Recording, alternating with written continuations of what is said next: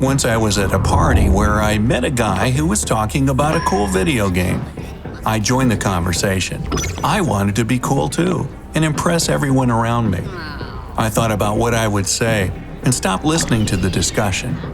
Instead of enjoying the party, I was thinking about how best to show off. Finally, I said something dumb about another video game. No one paid any attention to it. No one cared for me. I said something they forgot in a second, but for me, it was a catastrophe.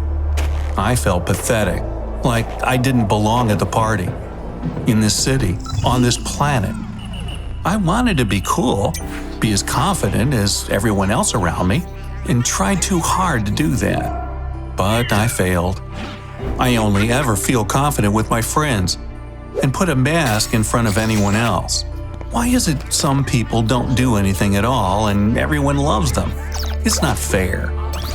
This isn't just about being independent on someone else's opinion or constantly thinking about how to better show myself. Low self-esteem creates many problems with different shapes and nuances.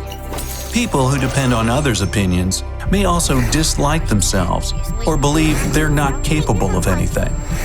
People with low self-esteem can believe they will fail before they even try. And if they do succeed in something, they think they were just lucky. This is called imposter syndrome, when a person succeeds in something but doesn't believe they deserve it. So, for example, you've written an article for a magazine.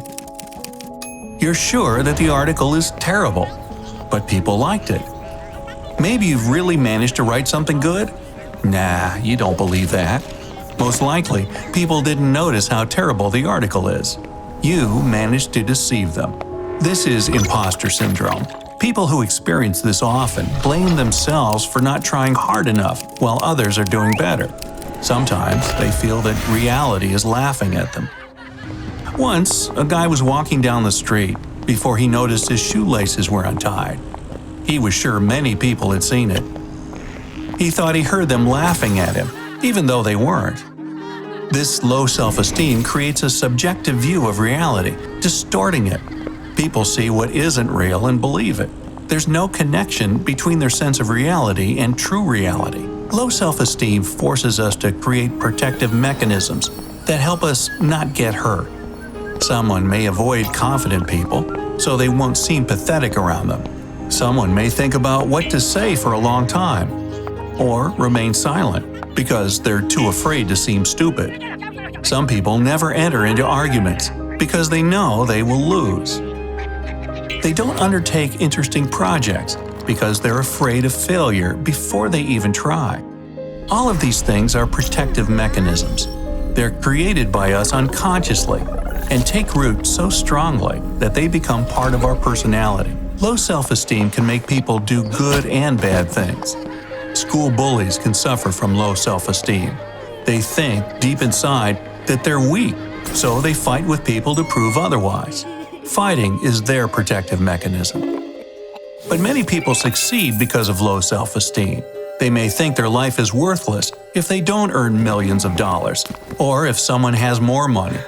An obsessive desire for wealth is also a protective mechanism. There are also people who can't refuse. You ask them for anything and they'll help, even if it isn't playing in their favor. This is not a desire to please others, but an obsessive desire to help another person. Because if they don't help, they will feel terrible. This is another protective mechanism. And unfortunately, these people are often used by others. Their goal is to take care of people because they don't know what to do with their lives. People with low self-esteem are often forced to wear invisible masks, so the world can't see what they really are. With the help of protective mechanisms, they constantly prove to themselves and everyone around that they are better than they seem. People with stable self-esteem don't do this. They don't wear masks and don't have to prove anything to anyone. They don't feel bad about themselves, and they don't have any protective mechanisms. This raises a question. Where does low self-esteem come from? I was an ordinary child. My parents loved me very much and gave me only the best school, the best college. Also, I could get the best job. And of course, they spent a lot of money on me. I went to a private school that was very demanding. When I got good grades, I was praised. Good job. When I got bad ones, I was punished. I was used to it. I felt good and confident when my parents were happy with me, and bad when they were disappointed. This went on for years, and my self-esteem got used to a very simple algorithm of actions. To be normal, I must please others. And this algorithm was with me all my life. I felt great if other people liked me, and was very sad when someone didn't. But it's not always the parents' fault. A guy lost a fight when he was a kid. Everyone at school laughed at him. This is how he developed bad self-esteem. To hide it and protect himself, this boy began to fight and bully the weaker ones. It was the only way he felt confident. Another guy lived in a poor family. His parents were not involved in his upbringing, and he spent all day watching videos about rich people. This gave him the firm belief that if he didn't become a millionaire, he was nothing in this world. His self-esteem suffered if he saw someone richer than himself, so he sought to earn a lot of money. A girl who grew up in a large family was the eldest of 4 sisters. Since childhood, her parents demanded she take care of her younger sisters. For years, she took care of others and never thought about what she wanted. And her parents praised her for it. If she did something wrong, she was scolded. So her self-esteem became dependent on helping others. When she grew up, the girl found herself looking for others who needed help, and people took advantage of her. A lot of people, events, and injuries have shaped our self-esteem over the years. It's like putting your hand on fresh cement.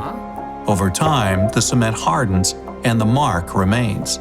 If you've discovered the reasons for your low self-esteem, what should you do next? How do you stop using your protective mechanisms? It's difficult, but possible. It involves long work on yourself. The most difficult thing is to look into the eyes of your fear. Tell yourself it doesn't matter if someone doesn't like you. It won't be a tragedy if the bully loses a fight. A rich guy should recognize there will always be people richer than him. And the girl should stop being afraid to refuse to help others. Don't blame yourself for something and don't attach great importance to your failures. Consider mistakes as an experience and as a way to get better. Pay attention not to your bad sides, but the good ones. Yes, this is easy to say and can be difficult to do, but it's the only way to change. It can be hard to remove the mask. It can be difficult to accept yourself as you are and show yourself to others. Over the years, you have developed low self-esteem. And of course, it can take years to form a good one. But it's the way to find true freedom. And you don't have to do it alone. Other people can help you change for the better. You'll experience good events that strengthen your self-confidence. Over time, you will appreciate yourself more and stop depending on the opinions of others. As soon as you start living your own life without a mask, as soon as you love yourself for who you are, you begin to notice that you attract people to you.